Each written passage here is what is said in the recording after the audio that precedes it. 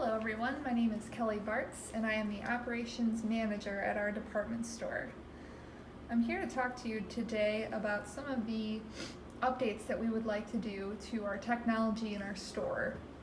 Many people might be asking, where does our department store shape up to others in regards to digital growth? Have we kept up with the technological advances over the years? The answer is not quite. Digital growth means that organizations and individuals can do things that they've never done on a personal level and on a global level. It means that there's an increase in the use of digital equipment and information.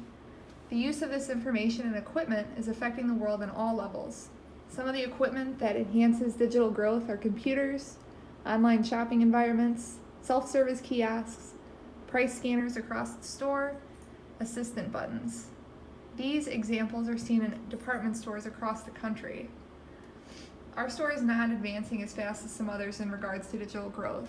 This is the sole purpose of this timeline to be created. The first step is always to identify the company need and check the company pulse. In other words, see where we fit on the spectrum compared to our competitors. Currently, we have an outdated computer system that sometimes can't keep up in our peak sale times. The one price scanner in the store is broken, and we have no self-service kiosks for customer checkout or online shopping environments. Assistance buttons are not located at the registers for individuals waiting with no clerk available, and we don't send out automated customer satisfaction surveys. These issues are not at the end of the world, nor is this being created to bash our organization. These are just some of the identified areas of improvement so we can gain a competitive advantage. We do think this growth initiative, after implementation, will create jobs and higher wages at that. What about the technological advances in other department stores? Technological advances in department store operations could include the implementation of artificial intelligence, which you can see in that fancy little scanner on the screen. This use of AI would allow stores to curb advertisements to customers, making purchasing easier and making customers feel drawn in by the ease in which they could shop.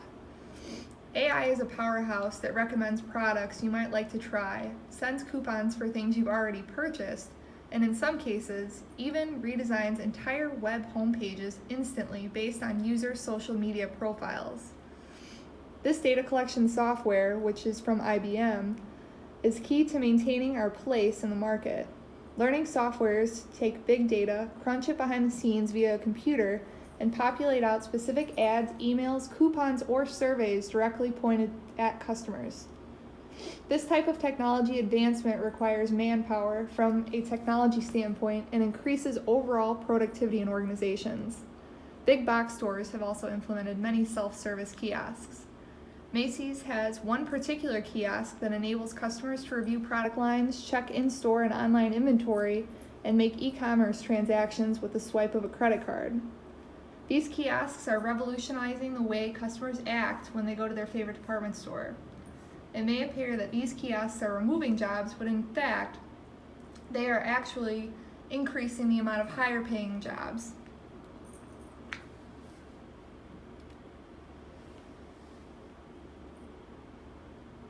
What about some of the advantages of advanced technology? One of the main advantages of implementing technology into a business is the extensive cost savings that go along with it. Technology limits the need for people to be in the same physical location.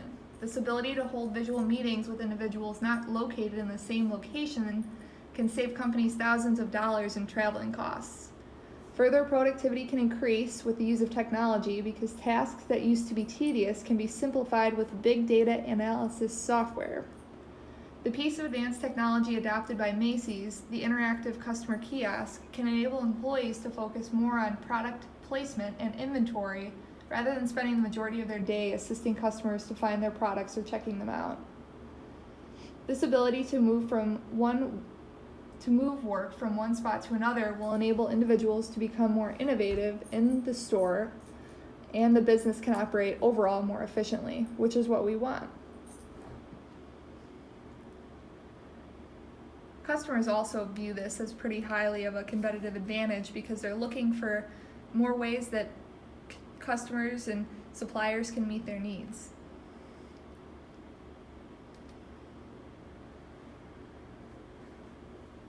Updating technology and business practices will be advantageous for our company. This way we can keep up with our competition, leverage our growth, create synergy within the organization where we all work together to a greater purpose. We'll inspire innovation because people will have more opportunity to do things with their time. They'll have more time to do things that they really want to do. And further, we hope that it'll satisfy our customers. They'll be able to have inventory on stock on hand as soon as they walk into the store with a click of a button. The hope is when new business practices that include digital growth are implemented, our employees will feel a sense of empowerment, and hopefully that will just launch us.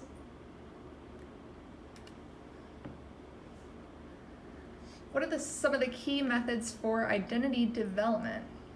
Identity development can start with technology. Computer software can create beautiful websites that are simplistic and draw in potential customers.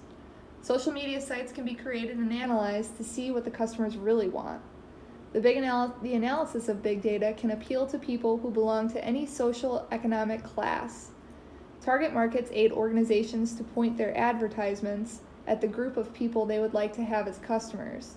By creating a digital environment that mirrors the personal environment, people of all generations will receive the same message from the organization.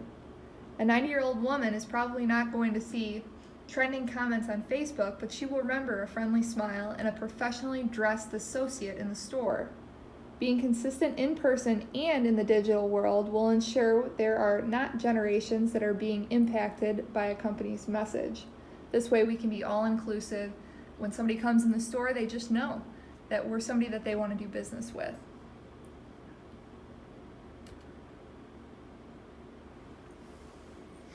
What about how technology and digital forums aid in identity formation?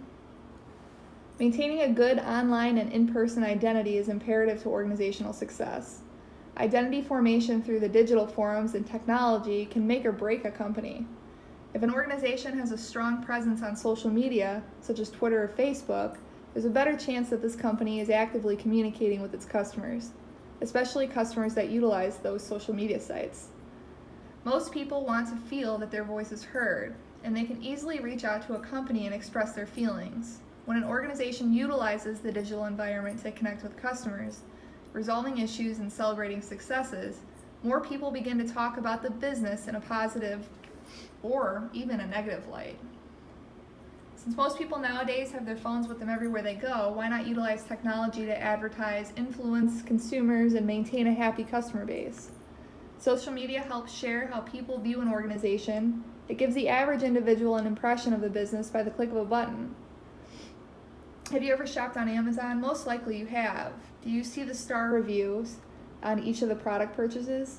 Imagine visiting a company website or social media page and the company you would like to do business with either has a low star review or no reviews at all. Would this influence you to maybe look to do business with someone else? According to a study done, consumers are likely to spend 31% more on product services from businesses that have excellent reviews. So the identity formation is very important to our business, and when we move this way with technology, we hope that we can encourage our customers to write good reviews about us.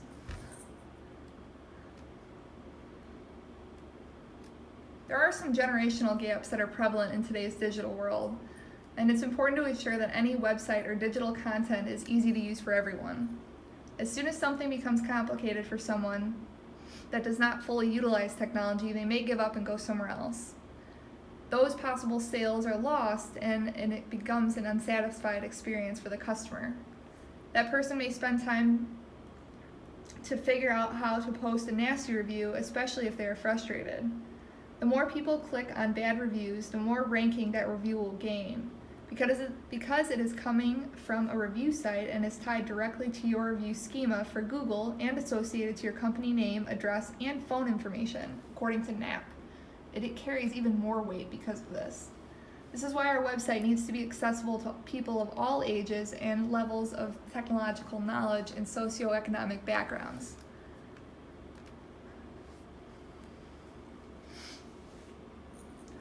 How can individuals change the course of action for organizations and their digital footprint? Individuals can do many things to change the course of action for individuals. It is important to remember that each person employed by our company represents the organization, even off the clock. That's all of you. The individual should be mindful of the ways in which they take more control of their online identity by removing tags of questionable photos, pause before reacting to a negative post, create a page that sends the message you desire. Remember that nothing is ever deleted online. You must check your spelling and protect your passwords. These simple steps can ensure that your individual blog or profile is conveying the message you would like others to receive and representing the company, our company, in a positive light. The same goes for our organization. If there is little to no digital presence, the creation of websites or social media pages can exponentially impact the company.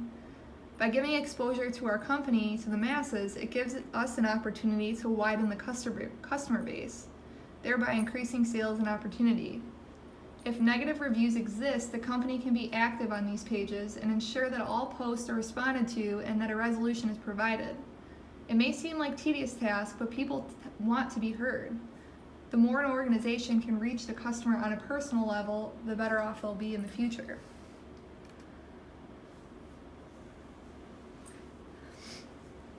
So how can we form a digital identity, and how is it going to impact our store? Like we had said previously, it's important for each of us to be conscious of the presence that we have on social media in our personal life. If we pay attention, we're going to be respected. We're going to start with creating a social media platform, Facebook and Twitter, and as noted before, this will launch us into a whole new customer base, and we will become the company with a competitive advantage that we know that we could always be. And most importantly, we're going to be responsive. We're going to answer all of the customer requests that we can. We are dedicated if we're going to do this. This now brings us to the conflict theory, which was by Karl Marx.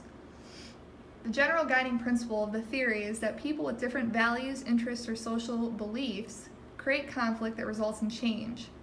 Social media enhance this theory because the more people can interact, thus more conflict can arise and induce change. The social media platform is designed to reach large amounts of people with the click of a button. If more ideas are spread, that automatically insinuates that there will be more conflicting views, values, or beliefs by people swaying their power around. Individuals who utilize a personal computer have better access to the trending topics on social media.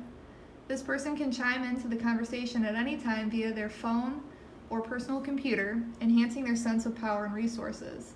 Those who do not have a personal computer or mobile phone don't have the direct access to trending issues, nor is it necessarily safe to access a lot of information via a public computer.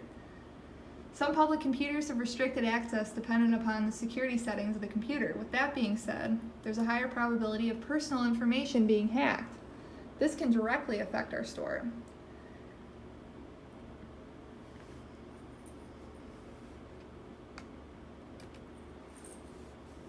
Now, what about the symbolic interaction theory by Robert Merton? This theory states that individuals all respond and react differently to words and symbols. Each person can interpret a situation or statement in a variety of ways. On Facebook, status updates from an individual can mean something to one person and something completely different to another. In the digital age, videos, statuses, memes, and GIFs go viral which make up symbolic interactions. People interpret one another's behavior, and it is these interpretations that form a social bond. Social media has become the quickest way to disperse language, meaning, and thought to create conversation amongst the masses.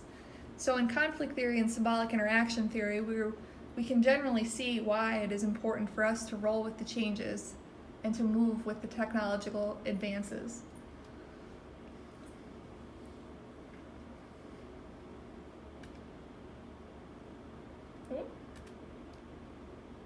Sorry about that. What about how has it changed since all of this new development? Technology and the digital platform has reshaped the way many people live their lives. It impacts how businesses operate and how groups function. One key change is that there is less face-to-face interaction amongst individuals, businesses, and groups. Chat environments and texting has made it easier to hide behind a keyboard or monitor. Businesses have implemented Skype meetings to avoid unnecessary costs associated with traveling. People also don't read like they used to. Memes and status updates convey a message quickly without much content. Acronyms have been developed to quickly make points or virtually display an emotion. The convenience of technology may appear to have made us lazy, but in reality, I believe it makes us more productive and efficient. Target marketing is ensued through the use of technology, where a business can utilize algorithms to show up on news feeds such as Facebook, send email blasts to customers that have provided emails to get promotions, and analyze big data to remain staffed appropriately during high traffic times. Our store can benefit from flowing with these changes and implementing them as they grow and evolve.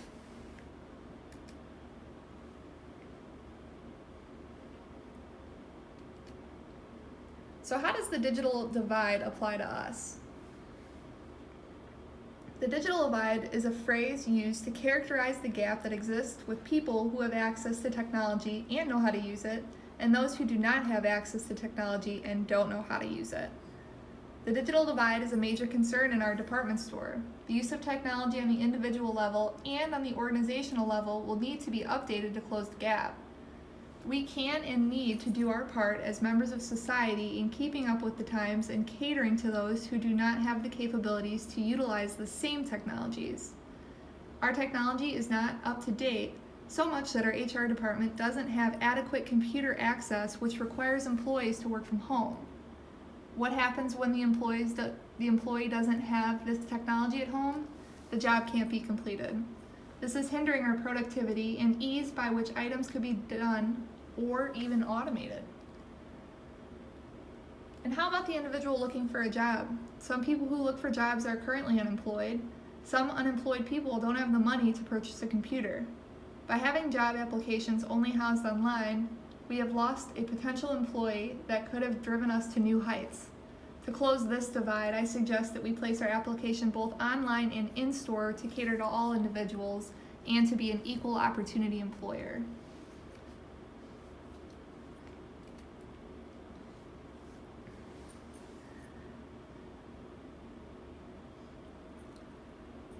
In business, the ways in which individuals communicate have evolved as technology advances. In the eyes of the conflict theory, Skype for Business is an added service that brings values to employees. This program met the demands for businesses to increase profitability and communication amongst people in different physical locations. Online schooling was a created market that increased the customer base because it made schooling available for those who previously could not go because their lives were busy. And of course, online shopping created a market with unlimited customers, even global consumers.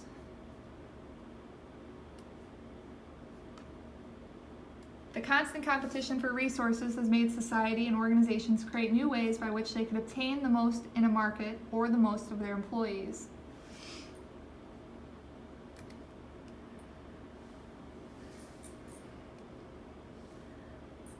What about the changes in society due to the symbolic interaction theory? People are constantly applying new meanings to what they see, hear, and learn. New technology in business, such as Skype, has revolutionized the way in which people communicate. With this added feature, employees can now communicate at ease, long-distance relationships can be meaningful, and it creates the interaction that employees crave. In regards to school, drastic changes have been made to place higher meaning on school as a whole. When online schooling is mentioned, people begin to place the higher meaning on their own lives, motivating those who deem themselves as not having a chance. This new way of learning has meant a lot to those who previously didn't have the opportunity to attend school.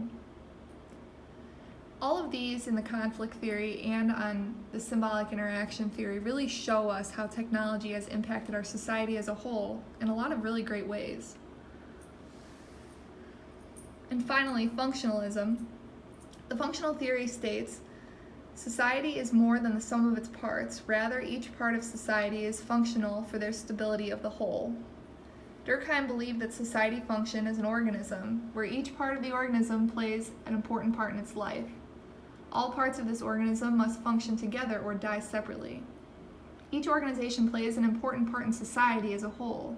In this theory, when an organization fails, it causes other organizations to change to fill the need, or the new need, that the failed company could not meet.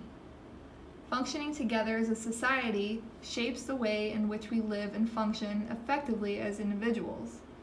Looking on the macro level instead of micro, it is easy to see how each company, each group, each individual have a functional place in the world by which they contribute to the greater whole. I believe that this theory best explains organizational change out of all of the theories described. It's neat to think that we all play a part in society and how it changes.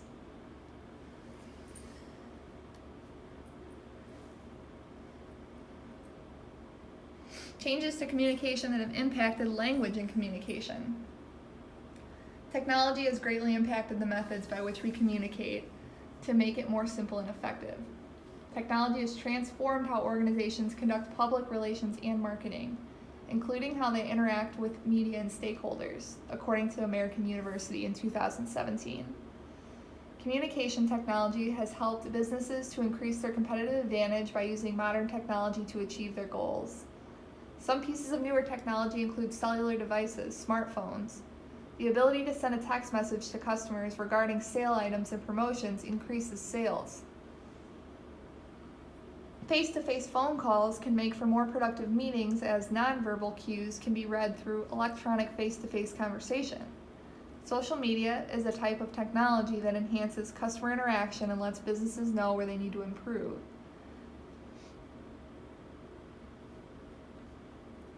Face-to-face communication used to be the primary way in which information would be transferred from individual to individual. Snail mail was the primary way that letters or important documents were sent. Smartphones, the internet, faster computers, and data analytics have drastically impacted communication. Now we can converse with an individual at the drop of a dime. Information has never been so readily available and traveled so quickly. And what about the factors that impact access to communication in society and create gaps? There's several factors that impact access to communication within society as a whole. The main factor is access to technological resources.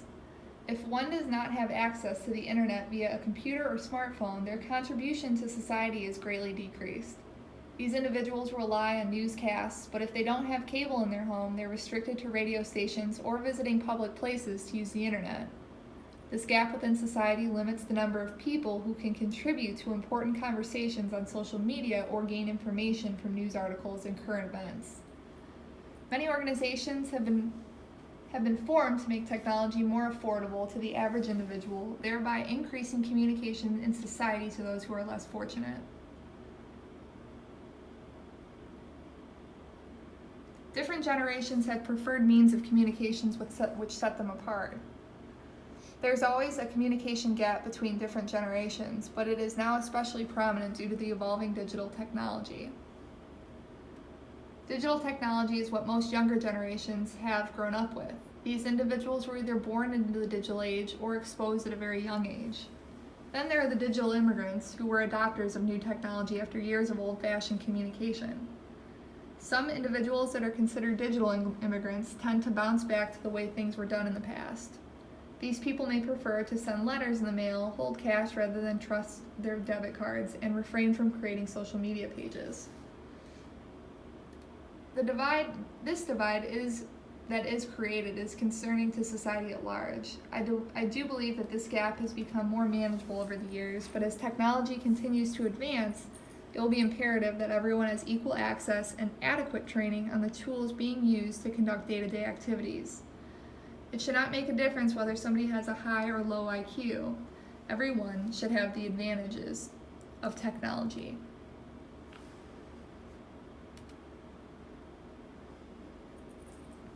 If we do end up updating our systems, what are we going to do with deviance? To begin, it's important to know what the definition of deviance is in order to understand what deviance would look like in the physical world. The word deviance can be very difficult to define because the definition lies in the eyes of the beholder. Whatever an individual may perceive as bad behavior would be considered deviant. Society has created laws and standards which individuals abide by, or else there's punishment. Therefore, some deviant behaviors in the physical world would include murder, theft, speeding, and robbery. These actions are all punishable by law, and the majority of individuals would view these behaviors as wrong, therefore deviant. However, not all behaviors in the physical or digital world that are considered deviant are illegal. Some are perfectly legal but frowned upon by the individuals or the society as a whole. This behavior may just violate social norms that were set in place.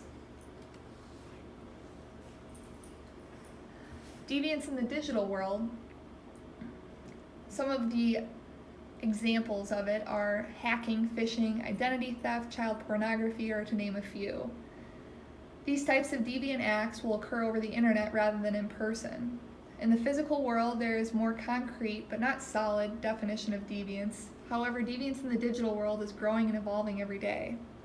It's important for us as a store to know the different types of deviance in the digital world, especially with our advancements in technologies that we're planning to make.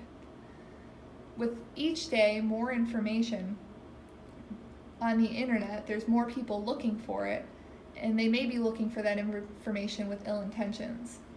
Catching individuals who are engaging in the digital world deviance is increasingly difficult. These people may be using the internet to avoid detection. It is not as simple to identify the deviant individual in the digital world.